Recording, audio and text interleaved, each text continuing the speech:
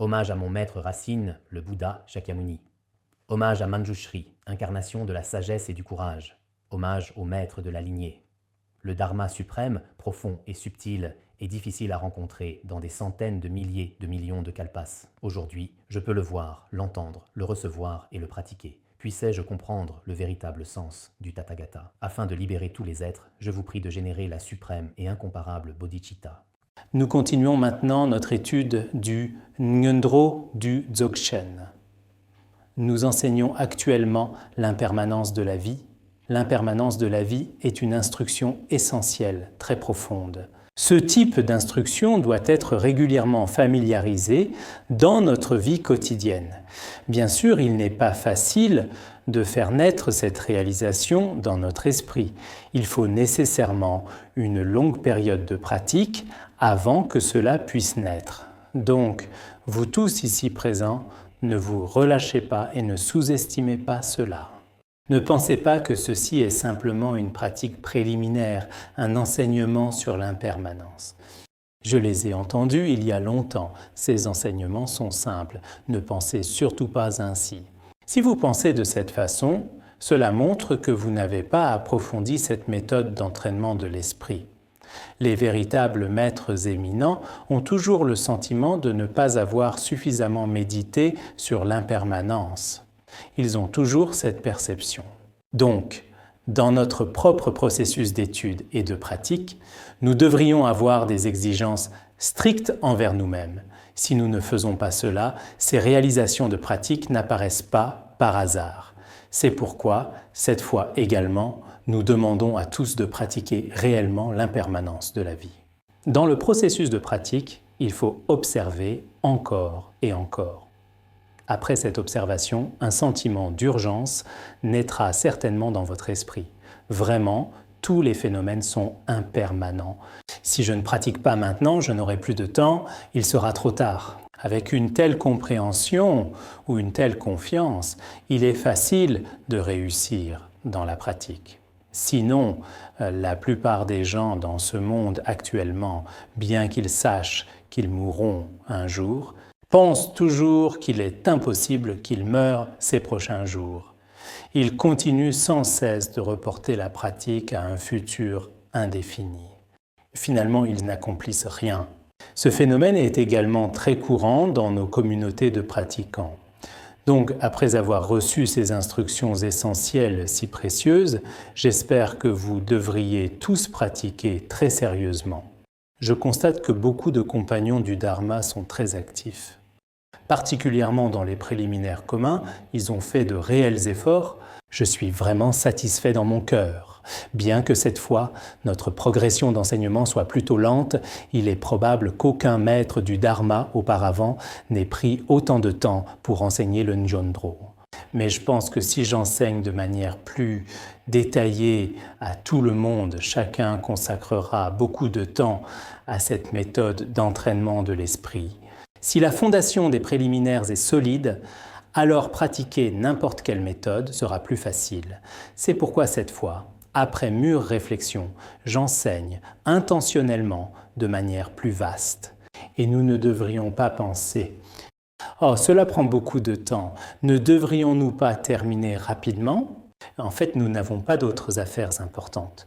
Si nous voulions terminer le plus rapidement possible, ce serait bien sûr possible. Je pourrais prendre spécialement 2 ou 3 jours pour vous transmettre la lecture de transmission et dire d'un coup « Oh, le Ngondro du Dzogchen est terminé ». On pourrait dire cela, mais en réalité, si nous n'avons pas pratiqué étape par étape, ce serait seulement obtenir le mérite d'une transmission sans obtenir de bénéfice véritable. Donc, dans le processus de cette transmission d'enseignement, certaines personnes, je pense, en retireront certainement de grands bénéfices. Certaines personnes sont diligentes au début, mais petit à petit se relâchent, commençant fort, mais finissant faibles. Finalement, elles n'obtiendront peut-être pas beaucoup de bénéfices. Cela dépend vraiment de la connexion karmique, de la foi et de la diligence de chacun. Il y a effectivement une relation étroite. J'espère donc que tous les compagnons du Dharma présents ici auront un esprit de diligence et de dévotion sur le long terme et persévérant dans la pratique. Maintenant, continuons directement. Aujourd'hui, certains chefs de famille pensent que s'il leur arrive malheur, leur famille mourra de faim ou de froid. Ils pensent tous ainsi, ou qu'ils seront détruits par des ennemis ou noyés par de grandes eaux. Parce que maintenant, les biens qu'ils possèdent, le bonheur, etc., tout cela dépend absolument de moi pour l'obtenir. Donc je ne peux absolument pas disparaître. Beaucoup pensent ainsi, y compris certains chefs de famille ou dirigeants de pays qui pensent qu'ils ne peuvent absolument pas s'effondrer, qu'ils doivent vivre longtemps. Sinon, s'il leur arrive quelque chose, tous les membres de la famille ou une personne dirigeant un monastère pensent « je ne peux pas disparaître ». Si je ne suis plus là, que deviendront ses disciples ? Beaucoup pensent peut-être ainsi, et les autres le disent aussi. Il ne faut absolument pas qu'il vous arrive quelque chose, sinon que ferons-nous ? Mais en réalité, ce n'est qu'une imagination des gens. Ci-dessous, il est dit, pourtant, après la mort de ces personnes, leurs proches incinèrent leur corps, ou le jettent dans l'eau, ou le laissent dans un charnier. Après cela, ils ont le cœur en paix. Beaucoup de gens sont ainsi, ils pensent eux-mêmes que sans eux, tout s'effondrera ou ce sera extrêmement problématique. Finalement, peu importe qui vous êtes, après votre mort, votre corps peut être traité de différentes manières. Après le traitement de votre corps, la plupart des gens, peut-être que si vous étiez une bonne personne de votre vivant, seront tristes, affligés, souffriront. Mais après que votre corps ait été traité, tout le monde est déjà en paix, déjà heureux et joyeux, c'est tout. La personne est déjà morte, celui qui devait mourir est mort. Après la mort, il suffit de traiter le corps, c'est tout. Dans le monde, beaucoup sont vraiment ainsi. Avant la mort de certains parents, on pense que cette personne est indispensable, mais après leur mort, ils continuent leur vie normalement. Donc quand nous sommes vivants, ce n'est pas pour sauver la face de certaines personnes que nous devons abandonner toutes nos méthodes de pratique et tout renoncer. Cela n'est vraiment pas raisonnable. Beaucoup disent « je ne peux pas devenir moine. Si je le fais, que deviendra ma famille ?» Je ne peux pas étudier le dharma. Si j'étudie le dharma, toutes les affaires importantes de la famille reposent sur moi seul. Que faire alors ? Beaucoup ont leurs propres inquiétudes, pensant qu'ils sont le chef de famille et qu'ils ne peuvent pas manquer. En fait, même sans vous, cela continuera. Un jour, vous devrez partir. Il est impossible de rester avec eux pour toujours. C'est impossible. Donc, avant de mourir, on devrait choisir le meilleur chemin pour soi-même. On ne peut pas abandonner toute sa pratique pour ces gens. Au moment de la mort, on est seul, impuissant, errant dans l'état intermédiaire. À ce moment-là, on ne peut compter que sur le dharma. Quand on quitte vraiment ce monde, c'est comme nous l'avons expliqué précédemment, comme on retire un cheveu du beurre tibétain fondu, personne ne peut vous aider ou vous accompagner. Vous errerez certainement seul dans l'état intermédiaire. Parfois, je ne sais pas si vous y avez pensé, la mort n'est pas lointaine. Elle nous attend devant nous, devant chaque personne. Les messagers de la mort attendent. Quand la mort arrive, tout dans ce monde, le monde matériel et le monde des êtres sensibles, tout doit être abandonné. Seul notre karma nous suit, notre esprit erre dans le samsara. C'est quelque chose de très effrayant et très important. Maintenant, beaucoup de gens ne veulent absolument pas mentionner la mort, ils n'osent même pas en parler. En fait, quand vous devrez vraiment mourir à part le dharma, à ce moment-là, il n'y aura vraiment aucun refuge. La seule chose qui nous suit est ce qui a été enseigné dans les sutras mentionnés précédemment, c'est-à-dire le karma. Le karma positif ou négatif nous suit vie après vie. Parents, frères, épouses, serviteurs, richesses et entourage. Après la mort, aucun ne peut vous suivre, seules les actions vous suivent. Cela devrait être dans le Subha Paripocha Sutra. Au moment de notre mort, nos parents ne peuvent pas nous suivre, nos frères non plus. Épouses, enfants, tous les serviteurs, biens et proches, absolument tout ne peut vous suivre. La seule chose qui vous suit, c'est le karma positif que vous avez créé de votre vivant. Ne serait-ce qu'une récitation du mantra d'Avalokiteshvara, le karma positif que vous avez créé habituellement ne s'épuisera jamais. Il suit votre esprit comme l'ombre suit le corps. À ce moment-là, même le corps que vous chérissiez tant, y compris vos vêtements et votre maison, tout sera abandonné. Donc parfois, quand nous visitons des familles endeuillées de non-pratiquants, après y être allés, on comprend immédiatement que beaucoup de gens dans ce monde sont très pitoyables. Ils ne croient même pas en la vie future, sans parler de créer du karma positif. Même s'ils créent un peu de karma positif, c'est uniquement pour les bénéfices de cette vie. Beaucoup n'ont jamais pensé à la vie future. Ce ne sont pas seulement des laïcs mondains, mais même certains maîtres du dharma qui ne prêtent pas attention à la vie future, ne prônent qu'un concept simple de cause et effet. Les bonnes actions amènent de bons résultats, les mauvaises, de mauvais. À part cela, dans leurs paroles et comportements, ils ne semblent pas du tout considérer ce qu'ils feront dans la vie future. Parce que notre vie future est quelque chose de très long. Le temps d'une journée est court, mais la vie d'une personne reste longue. De la même manière, la vie d'une personne est très courte, mais le cycle éternel des naissances et des morts est vraiment très long. Nous devons donc nécessairement considérer que tous les phénomènes sont impermanents. Par conséquent, dès maintenant, nous devons pratiquer le dharma avec un esprit unifié et tous nos efforts. Pratiquer assidûment le dharma est très important pour nous. Cela doit être fait avec un esprit unifié et un effort diligent. Ce n'est pas superficiellement créer une forme quelconque ou rapporter un chiffre pour tromper les responsables. Cela n'a aucune utilité. Certains étudient le dharma maintenant juste pour obtenir des matériaux ou un peu de réputation. En réalité, ils ne pratiquent pas du tout. Ils devraient être très clairs à ce sujet. Donc parfois, en observant notre propre continuum mental, il n'est pas difficile de voir. Que les autres ne vous connaissent pas, c'est compréhensible. Mais que vous vous connaissiez vous-même ou non, votre cœur devrait être parfaitement clair. Depuis que j'ai pris refuge jusqu'à maintenant, comment ai-je organisé mon temps chaque jour ? Dans mon cœur, combien de temps ai-je médité sur l'impermanence ? Chacun devrait observer attentivement. Comment les grands maîtres du passé et les véritables compagnons du dharma ont-ils pratiqué ? Chaque jour, ce n'est pas que je n'ai pas de temps. Beaucoup disent qu'ils n'ont pas de temps. C'est une excuse.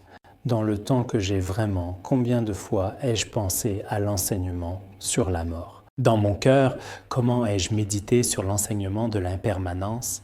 À ce sujet, il vaut la peine de s'observer soi-même. Sur tous ces points, nous devons réfléchir encore et encore. Ci-dessous se trouve le deuxième point.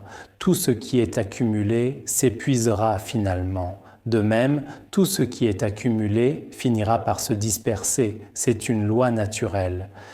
Même un roi qui gouverne tout Jambudvapa connaîtra un moment où il tombera au rang de mendiant.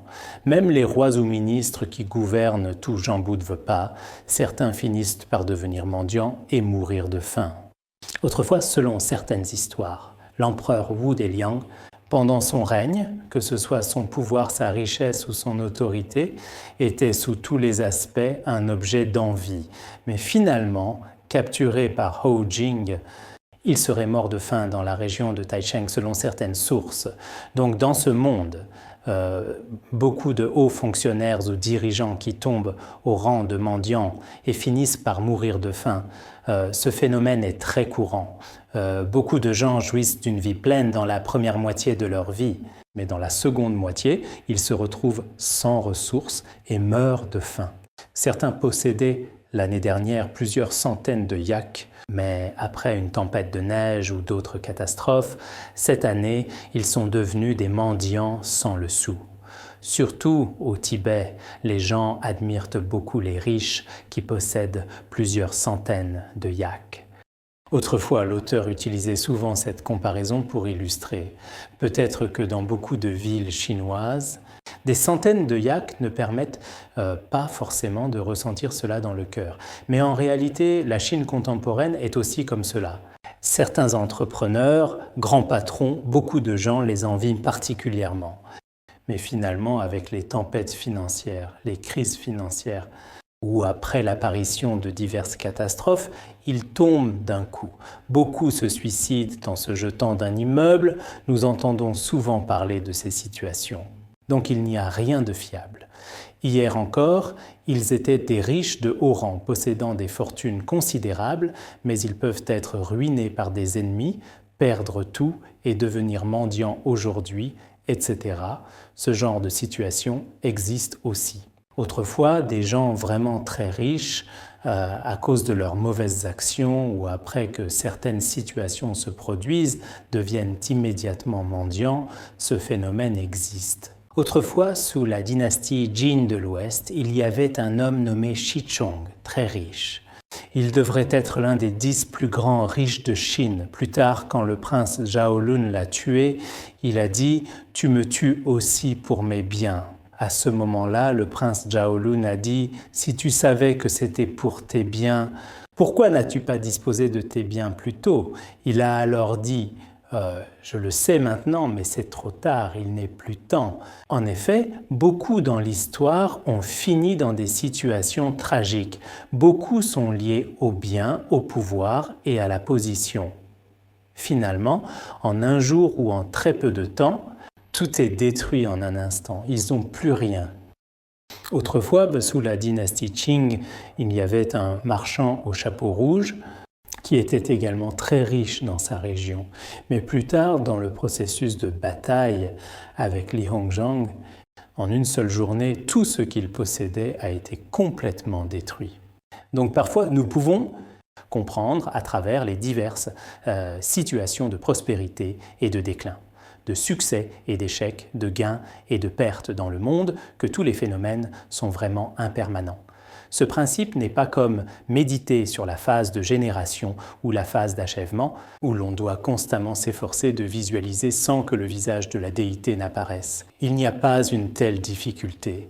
Devant nous, beaucoup d'événements se produisent, y compris quand nous lisons parfois des nouvelles ou des journaux, nous pouvons complètement comprendre. Parfois, quand je suis en ville, à l'hôpital, je prends souvent des journaux. Certains médecins me disent « Vous, moine, pourquoi vous intéressez-vous tant aux affaires nationales ?» En fait, pour dire la vérité, ce n'est pas comme les diverses choses mondaines, comme les stars et chanteurs que les gens aiment particulièrement maintenant, ce qu'ils admirent du fond de notre cœur, nous n'aimons vraiment pas beaucoup. Mais si j'ouvre un journal chaque jour, il y a diverses catastrophes survenues dans le monde, la mort de nombreuses personnes, beaucoup de corrompus qui sont emprisonnés, condamnés. Dans ces situations, cela donne une profonde compréhension du dharma de l'impermanence. Bien qu'en surface, ce soit un journal, peut-être des épisodes liés aux faits de nourriture, de boissons et de divertissement, mais après qu'un moine ordinaire les ait lus, tant de choses futiles, sans signification, vraiment pitoyables, cela aide vraiment et bénéficie à la compassion comme au renoncement. Sinon, je ne passerai pas non plus toute la journée à lire un journal. Nous n'avons pas besoin d'aller au travail, ni de participer à diverses réunions nationales. Cela semble être des choses superflues pour nous. Mais en fait, parfois comprendre la prospérité et le déclin du monde, les divers phénomènes d'impermanence mondains, est nécessaire. C'est aussi une forme de pratique. De nombreux faits que nous avons vus de nos propres yeux peuvent prouver que les biens et les jouissances ne peuvent pas être possédés de manière permanente. Nous devons pratiquer la générosité. Donc nos biens, notre position, rien n'est permanent. Peu importe le statut ou les biens, dès que nous les observons, ils sont comme des bulles d'eau, comme les nuages blancs d'automne, comme la rosée du matin en été. Tout disparaît instantanément, en un clin d'œil. Rien n'est permanent. Mais ceux qui ne comprennent pas l'impermanence, ceux qui n'ont jamais étudié le dharma, d'abord, ils poursuivent désespérément ces choses. Une fois qu'ils les possèdent, ils se creusent la tête pour les protéger éternellement, faisant tous les efforts possibles pour les préserver, mais en vain. Vous voyez, les nuages blancs d'automne, peu importe qui vous êtes, si vous voulez les protéger, c'est irréaliste. Donc une fois que nous possédons ces biens et que nous en jouissons, jouissez-en directement sans attachement, Lorsqu'ils sont perdus ou vous quittent, il n'est pas nécessaire d'être particulièrement triste. C'est l'un des bienfaits d'étudier le dharma du Mahayana et l'enseignement sur l'impermanence. Sur ces vérités que je viens d'expliquer, nous devons réfléchir encore et encore profondément. J'espère, je vous enseigne ainsi par les mots, mais combien de personnes réfléchissent réellement, je ne suis pas très sûr. Mais j'espère aussi que pour nous, chaque enseignement est très important. Il faut vraiment, dans notre vie quotidienne, ouvrir ce livre et réfléchir sérieusement. Alors, lorsque nous avons étudié le Nyondro, nous étions aussi très sérieux. Ce n'était pas un jour ou deux. Nous avons vraiment pratiqué pendant très longtemps, finalement, sur la notion d'impermanence, la rareté de la naissance humaine, beaucoup de vérité. J'ai quand même acquis une certaine compréhension. Je peux dire cela sans exagérer. Ce n'est pas en un jour ou deux, ni en un an ou deux, qu'on peut y parvenir en peu de temps. Mais à long terme, cela s'améliorera certainement d'année en année. Au bout d'un certain temps, face à toutes sortes de renommées, de statuts et de richesses mondaines, toutes ces choses que les gens du monde recherchent particulièrement, pour nous, nous devrions les voir avec détachement et développer une telle confiance. Maintenant, parlons du principe « ce qui est réuni longtemps finit par se séparer ». Toute union finira par se disperser. Dans un grand marché quelque part ou lors d'une grande assemblée du Dharma, bien que des milliers de personnes venant des quatre coins se rassemblent, finalement chacun partira de son côté. Donc toutes les choses composées finiront certainement par se séparer et se disperser. C'est aussi une loi naturelle, ce n'est pas parce que vous n'avez pas de chance ou que votre karma est mauvais, ce n'est pas ça. En fait, les gens du monde reconnaissent aussi assez bien ces vérités. Dans le roman des Trois Royaumes de Luo Guanzhong, le chapitre d'ouverture dit « On dit que la grande tendance mondiale est « ce qui est uni, longtemps finit par se diviser. Ce qui est divisé longtemps finit par s'unir. » Donc l'évolution de toute l'histoire, les unions et séparations entre nations, ces situations illustrent aussi les changements impermanents. Nous pouvons ouvrir les livres d'histoire et comprendre complètement tous les pays du monde où certaines tribus et groupes, tous ces phénomènes changent constamment. Et ici, dans un certain endroit, des gens venant des quatre coins se rassemblent, où chaque fois qu'un maître organise une grande assemblée du Dharma, des gens viennent de partout. Mais après un certain temps, vont-ils se disperser? Oui, ils se disperseront. Nous allons bientôt avoir, cette année 2009, l'assemblée de Vajrasattva qui va commencer. À ce moment-là, je crois que beaucoup de disciples des quatre assemblées viendront de tout le pays. Quand ils viendront, tout le monde se rassemblera, mais après 8 jours d'assemblée, ils se disperseront à nouveau dans différents endroits. C'est une loi naturelle. Beaucoup d'entre nous, compagnons du Dharma des quatre assemblées, sont rassemblés dans cette salle, étudiant ensemble. Mais dans quelques années, beaucoup de gens auront disparu sans trace. Beaucoup auront déjà quitté ce monde, y compris maintenant dans l'association d'études Bodhi et sur Internet. Il y a diverses formes collectives où tout le monde étudie ensemble. Beaucoup de compagnons du Dharma ne se connaissaient pas avant, mais maintenant se rassemblent pour étudier ensemble. Dans quelques années, ce sera comme les écoles que nous avons fréquentées autrefois. Quand nous étions à l'école, les enseignants et les élèves étudiaient ensemble dans une salle de classe, mais maintenant, il ne reste qu'un objet de souvenir. À part cela, il n'existera absolument aucune autre existence composée collective de ce genre. Donc, nous devons vraiment comprendre ces vérités. Finalement, chacun partira de son côté. Même si maintenant, parmi nous, il y a des maîtres et disciples, des maîtres et serviteurs, des bienfaiteurs et leurs champs de mérite, des compagnons du Dharma, des frères, des couples, etc., s'aimant mutuellement et vivant en harmonie, finalement, quoi qu'il arrive, nous ne pourrons pas éviter la séparation. Maintenant, beaucoup de maîtres et disciples ont des relations harmonieuses et ne veulent pas se séparer. Mais comme l'ont dit les grands maîtres du passé, un tel temps ne durera pas très longtemps. Peut-être que le maître aussi aimerait beaucoup enseigner le Dharma à long terme dans un endroit parmi ses disciples, mais cela aussi est impossible. J'ai vu dans certaines histoires, comme le vénérable Mahakashyapa et le vénérable Ananda, à qui le dharma du Bouddha Shakyamuni a vraiment été confié, mais leur temps réel de propagation du dharma et de bénéfice aux êtres était de 30 ans pour certains, 40 ans environ pour d'autres, parce que la durée de vie humaine, qu'elle soit de 100 ans ou de 70 ans à ce moment-là, pour un maître, le temps de propagation du dharma est certainement limité. Il est impossible d'enseigner toujours dans un même lieu, c'est impossible.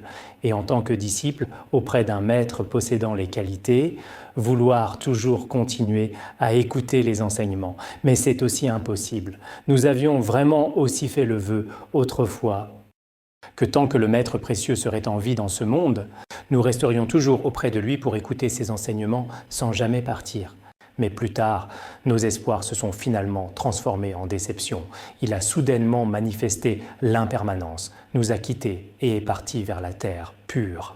Donc nous, les disciples, sommes restés dans le monde humain comme un groupe d'orphelins devant endurer la souffrance.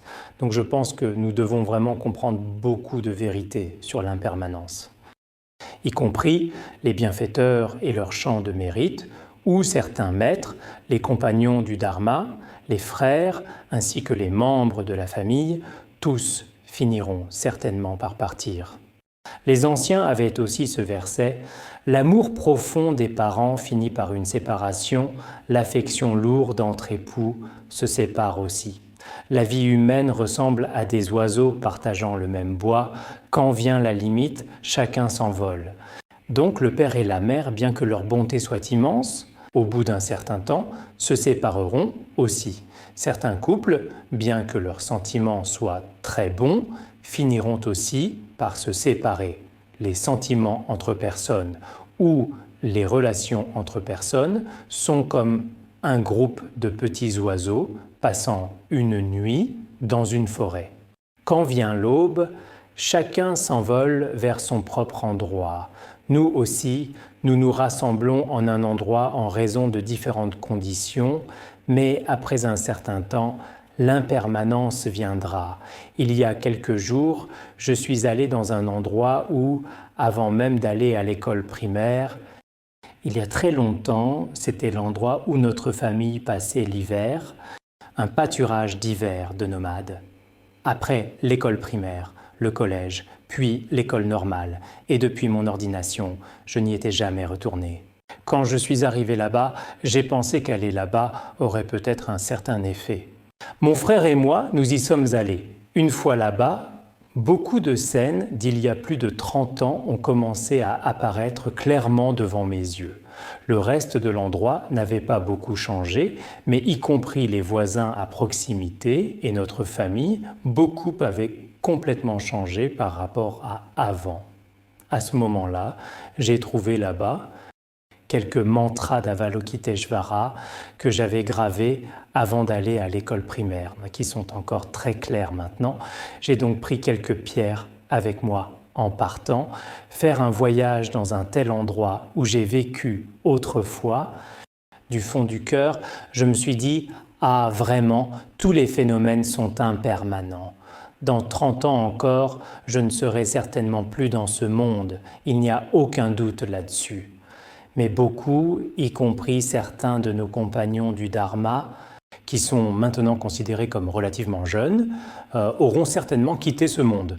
Donc parfois cet enseignement sur l'impermanence, ne le considérez pas seulement en théorie. Si on parle toujours en théorie, tous les phénomènes sont impermanents, tous les phénomènes sont impermanents. Récitant très bien les 4 sceaux du Dharma chaque jour, toutes les formations sont impermanentes, mais si vous n'y pensez jamais dans votre cœur, vous ne pratiquerez probablement pas. Ne pas pratiquer pour chacun de nous, c'est une grande perte. Beaucoup de personnes âgées tibétaines ont vraiment une assez bonne compréhension de l'impermanence. Beaucoup de gens pensent « je vais certainement mourir cette année, je vais certainement mourir l'année prochaine », pensant toujours que leur vie est très courte. Alors cette année, je dois absolument accomplir ce mantra, accomplir cette bonne action. Chacun a cette attitude.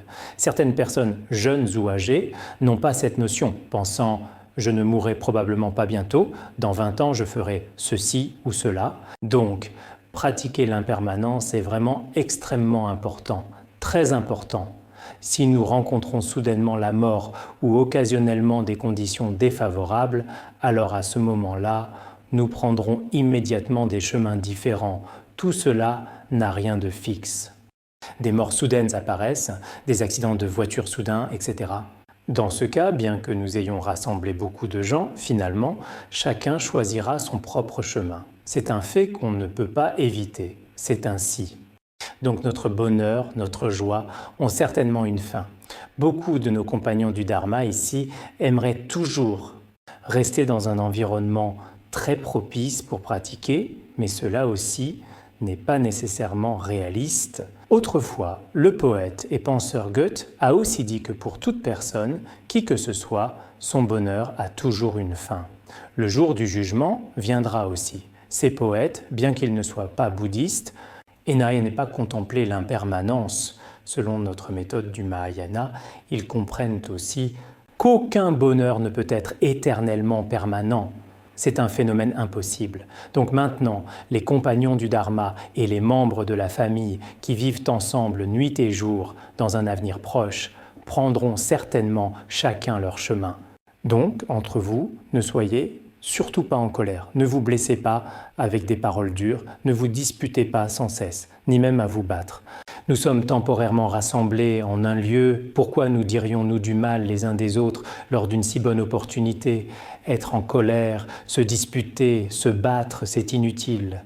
Vraiment, quand tout le monde est rassemblé, c'est une très bonne opportunité. Nous devrions chérir cette opportunité. Nous devrions penser que nous ne pourrons pas nécessairement vivre ensemble longtemps et que nous nous séparerons bientôt. Donc, pendant ce temps extrêmement court, respectons-nous mutuellement, aimons-nous et vivons en paix. Comme l'a dit Padampa Rinpoché, éphémères sont les époux, comme les clients d'une foire. Ne vous battez donc pas, ni ne vous insultez, gens de teint gris. Padampa a aussi dit dans certains enseignements, pour une famille du monde, la relation entre époux est comme dans une foire, à un carrefour, où des clients venant des quatre coins se rassemblent. Ils se sépareront rapidement. Donc quand vous êtes ensemble, il vaut mieux ne pas vous disputer. Si vous vous disputez sans cesse toute la journée, maintenant, certaines familles souffrent elles-mêmes beaucoup, et même les gens à côté sont très tourmentés. Parce que s'ils se disputent tous les jours, se battent tous les jours, les gens à côté ne peuvent pas non plus avoir la paix, c'est particulièrement douloureux. Autrefois, un maître du Dharma a parlé des disputes d'une famille. Ils se disputaient tous les jours pour de petites choses. En se disputant, le mari disait « je vais te tuer » et la femme disait « tue-moi maintenant, je ne veux de toute façon plus vivre, commence à me tuer ». Plus tard, le chef du village a dit « alors, l'un de vous veut tuer, l'autre veut mourir, dans ce cas, partez rapidement. Nous allons partager les produits alimentaires de votre magasin. » Plus tard, ils n'ont plus tué ni voulu mourir. Les gens du monde, nous découvrons souvent que leurs disputes familiales n'ont pas vraiment de sens important. Il n'y a rien qui mérite vraiment une dispute, c'est juste pour un petit problème. Par exemple, le mari dit « fais 2 plats », la femme dit « pas besoin de faire 2 plats ». Insuffit. Pour un petit problème, ils commencent à se disputer, querellant sans cesse, très douloureusement. Si l'on comprend l'impermanence de ces causes et conditions, la famille sera certainement harmonieuse. Si la famille est harmonieuse, toute la société et le pays seront relativement paisibles. Si une personne ne se dispute pas et est plutôt heureuse dans son cœur, son regard, son tempérament, tous les aspects seront plus accommodants envers les autres. Si elle est particulièrement malheureuse, alors toute l'humanité qu'elle touche sera aussi malheureuse. Donc, celui qui comprend l'impermanence chérira certainement la réunion des causes et conditions. Beaucoup de compagnons du Dharma ici, dans le processus de votre service, dans votre classe habituelle, dans votre groupe, ne dites surtout pas beaucoup de commérage. Nos causes et conditions communes sont éphémères, et c'est vraiment le cas. Je suis venu à l'Académie bouddhique pendant tant d'années pour des affaires personnelles. Je ne me suis jamais disputé avec aucun compagnon du Dharma. C'est quelque chose dont je me souviens encore très clairement maintenant. Seulement pour certaines affaires publiques, surtout dans notre gestion, j'ai dit quelque chose à certains compagnons du Dharma. En fait, pour des affaires personnelles, jamais. Au début, quand je suis arrivé à cette académie, nous devions comprendre cette opportunité. Cette opportunité est très précieuse. Peu importe qui, si je ne contemple pas bien la pureté, comme Sudongpo et le maître Shan Foyin, si je vous regarde, vous êtes tous des excréments impurs, très mauvais. Mais si ma pratique est très bonne, à mes yeux, tout le monde est une image de Bouddha et de Bodhisattva, donc ma propre pratique a aussi une relation. Par conséquent, ne vous disputez pas. Vous devez chérir cette opportunité. Puisque nous sommes harmonieusement réunis ici, nous avons certainement un karma de vie antérieure. Nous devons certainement, tous ensemble, accomplir cette brève opportunité karmique. Je pense que c'est vraiment très nécessaire. Ici, Tengri est le nom d'un lieu. Tengriwa désigne les gens de la région de Tengri. C'est comme si je disais les gens du nord-est, telle ou telle chose. Ne vous disputez pas avec des paroles dures, gens du nord-est. Ne vous disputez pas avec des paroles dures, gens de Guilin. Donc, quand nous étudions le Dharma, les instructions de ces maîtres doivent vraiment rester dans notre cœur. Il faut constamment les contempler et y réfléchir. Ainsi, nos paroles et notre comportement changeront progressivement. L'étude du Dharma ne peut pas se faire en un jour, comme étudier le Qigong, avoir immédiatement des sensations, ce n'est pas nécessairement le cas. Progressivement, nos paroles et notre comportement s'harmonisent avec le Dharma. Finalement, avoir vu à travers les illusions du monde et la confiance envers le Maître et les trois joyaux s'accroît jour après jour. Maintenant, ce qui suit explique ce qui est empilé finira par s'effondrer. Toutes ces choses empilées finiront aussi par s'effondrer. En fin de compte, il est impossible qu'elles existent éternellement. C'est comme la loi, les extrêmes se rejoignent, c'est la même chose. Tous les bâtiments construits finiront par s'écrouler. Autrefois, les villages prospères et florissants, ainsi que les monastères, avaient tous des personnes vertueuses pour les gérer et les maintenir. Mais maintenant, il ne reste qu'un tas de ruines et c'est devenu un nid d'oiseaux. Beaucoup d'anciens monastères ou certaines villes sont tous devenus des ruines.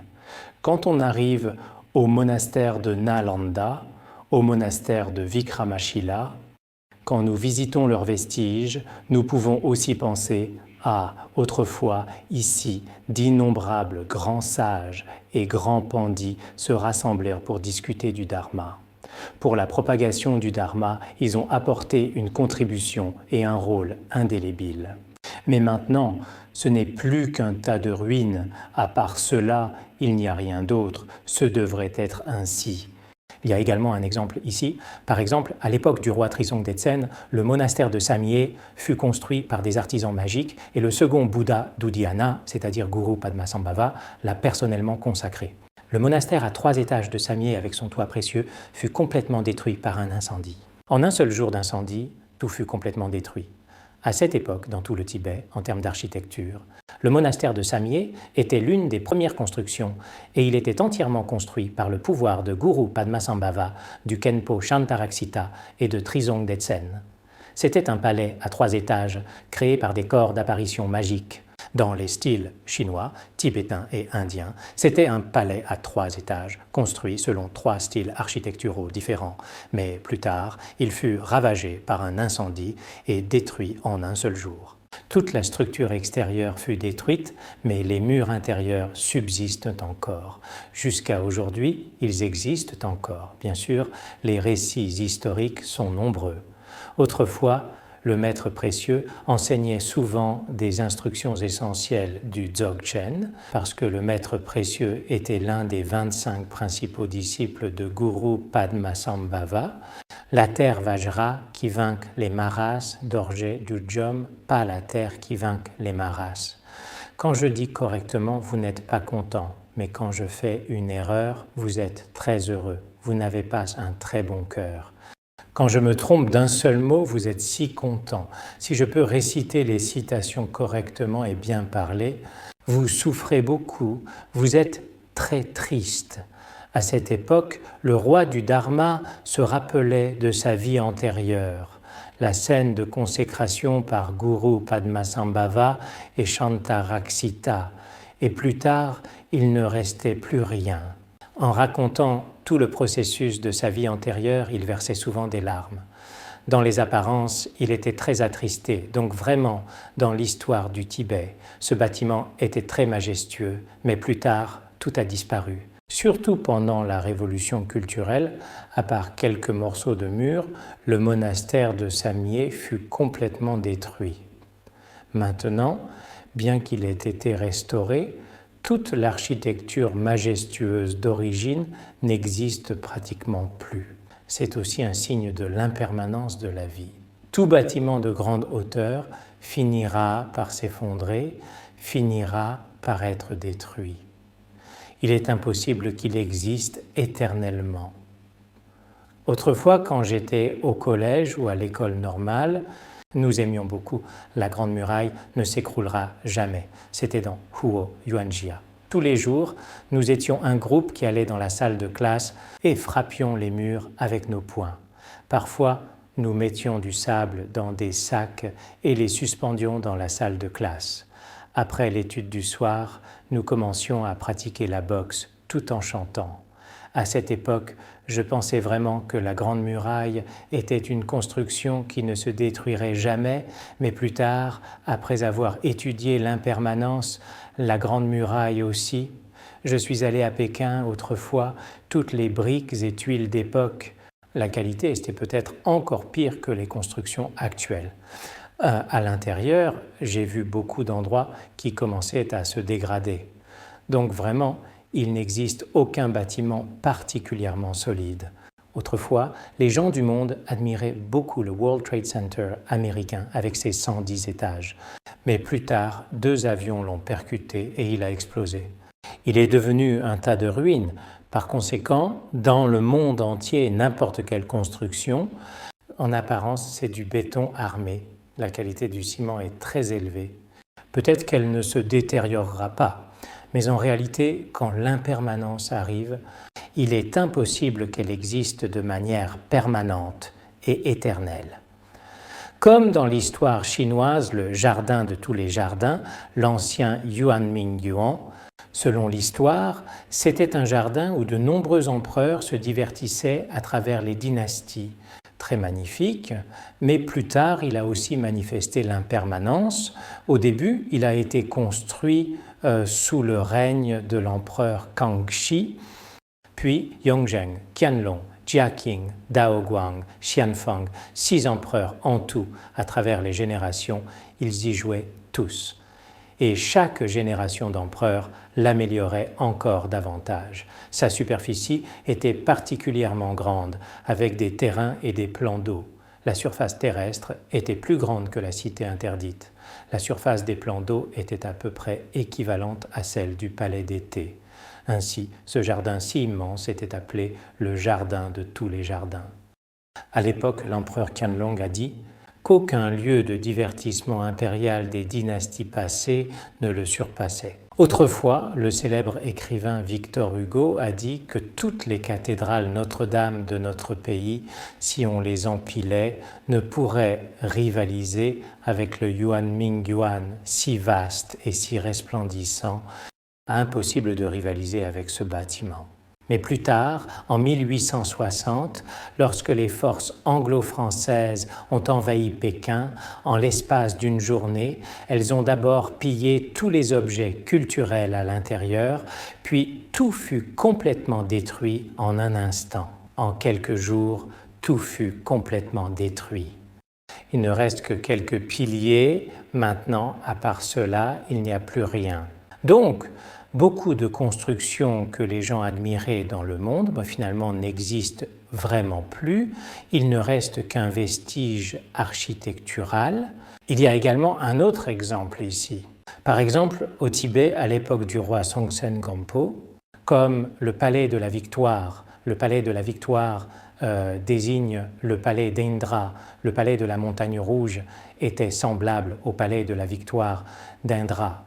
Le palais de la Montagne Rouge se trouve près du Potala. C'était autrefois, à l'époque du roi Songtsen Gampo, une très grande construction. Mais aujourd'hui, il ne reste plus une seule tuile, même les fondations ont disparu, sans laisser de traces. Donc, à travers ces grandes constructions, toutes les vicissitudes du monde n'ont vraiment aucune fiabilité. Par conséquent, nous découvrons parfois qu'il y a dans le monde de nombreuses constructions exceptionnelles et magnifiques, mais finalement, elles n'existent plus. Certaines ont été découvertes par les gens, d'autres n'ont jamais été découvertes.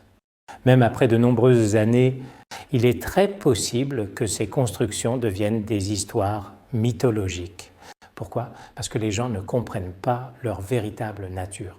Dans ce processus d'incompréhension, les gens du monde les considèrent particulièrement comme des légendes anciennes. Autrefois, le très célèbre philosophe de la Grèce antique Platon, il a spécialement décrit dans 2 livres, Critias et Timée, l'existence de l'Atlantide. L'Atlantide, il y a plus de 10 000 ans, était en réalité une grande cité très complète, située à l'emplacement actuel de l'océan Atlantique parmi les 4 grands océans. Elle était très majestueuse et dans ce livre, il décrit l'Atlantide de l'époque, que ce soit ses forêts ou ses constructions urbaines, des rues faites de 7 joyaux, les êtres humains qui y vivaient, toutes sortes de splendeurs. C'était comme une grande cité très civilisée d'aujourd'hui. Les gens vivaient en paix et dans le bonheur. Tout le pays était extrêmement prospère. Il décrivait un pays très magnifique. Mais ce pays vénérait des divinités nagas, comme nos protecteurs du dharma actuel. Il leur faisait souvent des offrandes. Mais plus tard, dans toute la ville, la moralité des gens s'est corrompue. Leur éthique et leurs actions n'étaient non plus conformes au dharma. Ils furent condamnés par les nagas. Plus tard, des inondations, des tempêtes et des tremblements de terre se sont produits. En une seule nuit, tout fut submergé dans la mer. Parce qu'à l'époque, les rois nagas étaient mécontents. Tout fut submergé dans la mer. À part un monde sous-marin, des vestiges architecturaux sous-marins, tous les êtres ont complètement disparu. Ce n'est plus qu'une légende sous les vagues de l'océan. À l'époque, Platon a dit que sa description n'était pas une fiction inventée, mais une cité réellement existante, transmise de génération en génération. Dans l'histoire, certains disent que c'est une histoire mythologique, d'autres pensent que cela a vraiment existé. À l'époque où l'humanité n'était pas encore complète et où les livres d'histoire ne pouvaient pas le décrire, il y avait vraiment de tels phénomènes, de telles affirmations. Ce devrait être en février 2009 cette année. Un scientifique britannique appelé Bamford a utilisé un logiciel spécial et découvert que sous l'océan Atlantique existaient réellement des traces de cités où des êtres humains avaient vraiment vécu autrefois, ainsi que des vestiges architecturaux. Donc maintenant, beaucoup d'archéologues et d'historiens dans le monde tournent leur attention vers l'histoire mystérieuse de l'humanité. Pourquoi? Parce qu'autrefois, les paroles de Platon, ils les considéraient comme une légende et ne les prenaient pas vraiment au sérieux. Mais maintenant, grâce à des instruments scientifiques spéciaux, on a pu détecter qu'il y a vraiment de très nombreuses cités où des humains ont vécu sous les océans. Et ces phénomènes, submergés par l'eau de mer, n'ont pas encore disparu. Ces phénomènes ont finalement été découverts par l'humanité. Après les avoir découverts, on ne peut que reconnaître les anciennes constructions et toute la scène de la vie humaine, puis de sa disparition. Donc parfois, nos yeux de chair et nos pensées conceptuelles ne peuvent absolument pas mesurer de nombreux endroits. En réalité, il y a eu de très nombreuses constructions et vies humaines, mais après plusieurs générations, nous ne pouvons absolument plus les décrire. Il y a quelque temps, je suis aussi allé voir de grandes ruines et quelques murs. Quand j'étais très jeune, ces murs existaient encore. Puis, parmi les pierres et les tas de terre, j'ai découvert de nombreux os anciens et d'autres matériaux. Donc parfois, il est vraiment important pour nous de méditer sur l'impermanence. Nous aussi, nous faisons partie de l'humanité contemporaine. Mais quels vestiges allons-nous laisser aux générations futures? Nous devrions aussi y réfléchir par nous-mêmes. Donc je pense que méditer sur l'impermanence est quelque chose que j'aime beaucoup. Toutes nos actions sont vraiment des amis spirituels de l'impermanence et aussi de merveilleux livres enseignant l'impermanence. Notre comportement quotidien, y compris notre état d'esprit, nous permettent de comprendre cela à bien des égards.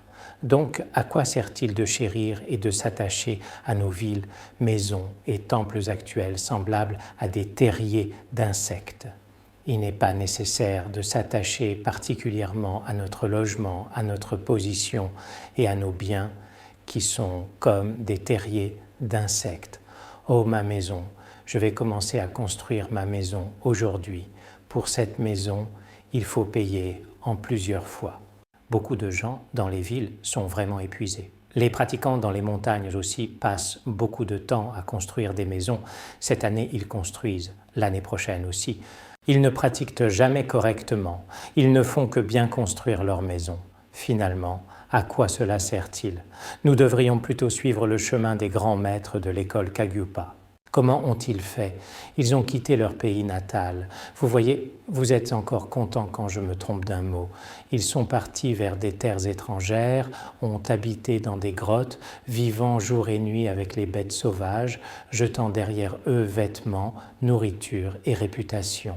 Ces véritables grands maîtres ont vraiment quitté leur pays natal pour aller dans des endroits inconnus, vivant dans des grottes, dans des huttes de paille, partageant leur quotidien avec les animaux sauvages. Pour ce qui est de la nourriture et des vêtements, ils menaient une vie de contentement et de peu de désir. Ce n'est pas comme les gens du monde d'aujourd'hui qui ont des exigences très élevées, leurs vêtements doivent être de haute qualité, leur nourriture doit être des mets raffinés. Dans ce cas, le karma accumulé à la fin est assez effrayant. Finalement, prendre pleinement refuge dans les 4 appuis du Kadampa. Que sont les 4 appuis du Kadampa? L'esprit s'en remet au dharma, le dharma s'en remet à la pauvreté s'en remet à la mort s'en remet à un ravin desséché. Ce sont les 4 appuis de la lignée Kadampa. Cela signifie que notre esprit s'en remet au dharma de tout cœur. Nous ne comptons sur rien d'autre, uniquement sur le dharma. Ensuite, le dharma ne peut être obtenu qu'en s'appuyant sur la pauvreté. Si vous êtes toujours dans le luxe et toutes sortes d'extravagances dans un tel mode de vie, vous ne l'obtiendrez pas nécessairement. Une vie relativement simple et modeste, c'est ainsi qu'on peut réussir dans la pratique. Donc le dharma s'en remet à la pauvreté. Cela ne signifie pas que je doive tout vendre et devenir complètement pauvre, ce n'est pas ce que cela veut dire. Parce que la richesse est un assez grand obstacle à la pratique. Ensuite, la pauvreté s'en remet à la mort. Cette pauvreté ne signifie pas qu'au début de la vie monastique, on n'a besoin de rien, puis progressivement, on devient de plus en plus riche et prospère. Si au moment de mourir, on est très riche, cela montre que la pratique n'a pas réussi. Maintenant, beaucoup de moines n'y parviennent vraiment pas à cet égard. Tous les maîtres Kadampa, comme le vénérable Milarepa, beaucoup sont morts dans des grottes, mourir dans des grottes sans aucun souci. Toute leur vie, ils ont vécu ainsi. Bien sûr, pour les gens qui vivent en ville, cela peut être assez difficile, mais ne pas être cupide suffit. Ensuite, cette mort devrait avoir lieu dans une vallée et non pas en ville ni dans un hôpital. Donc certains de nos pratiquants, s'ils savent qu'ils vont mourir, insistant pour aller mourir dans un lieu paisible. Je pense que si on n'a pas ce niveau de réalisation, mourir dans un monastère est aussi acceptable. Le mieux, c'est dans un monastère. Les anciens grands maîtres faisaient tous ainsi, y compris beaucoup de grands maîtres du bouddhisme chinois. Quand ils sont finalement passés dans le nirvana, c'était dans des huttes de paille, dans des grottes. De telles histoires sont très nombreuses, on le sait en ouvrant les biographies des grands maîtres. Oh, après être tombé malade, il n'est pas entré en ville, Bien sûr, pour nous, pratiquants actuels, recourir aux soins est nécessaire, mais nous devons aussi penser à mourir dans la pureté et l'éternité. Par exemple, un moine aux préceptes purs, depuis son ordination jusqu'à la fin, garde des préceptes purs, et au moment de mourir, il termine bien comme il a commencé. Et un pratiquant, au moment de mourir, son karma n'est pas inversé. Il devrait vivre de manière assez simple et mourir dans un état très pur, c'est le plus joyeux. Au début, on renonce à tout et à la fin, on est complètement dans les 5 désirs, complètement dans la richesse. Mourir dans les désirs est très tragique. Donc toutes les choses mondaines pour nous n'ont pas vraiment beaucoup de sens. Nous devons absolument suivre le chemin des grands maîtres du passé, leurs traditions et leurs enseignements, s'appuyer constamment sur son propre esprit et essayer de parfaire sa pratique autant que possible. Sinon, ici parfois, les obstacles sont assez nombreux. Quand le dharma devient de plus en plus profond, les obstacles deviennent aussi de plus en plus lourds et finalement ne pas réussir, ce phénomène est assez courant. Par conséquent, il faut toujours prier le maître et les 3 joyaux. J'ai toujours pensé ainsi, prier le maître et les 3 joyaux, prier les protecteurs du dharma, que ma pratique soit toujours parfaite, qu'il n'y ait pas d'obstacle. Que ma bodhicitta augmente de jour en jour, il faut faire cette aspiration, que les 3 joyaux pensent à moi, que les 3 joyaux me bénissent, ceci est extrêmement important. Bien, nous nous arrêtons ici aujourd'hui.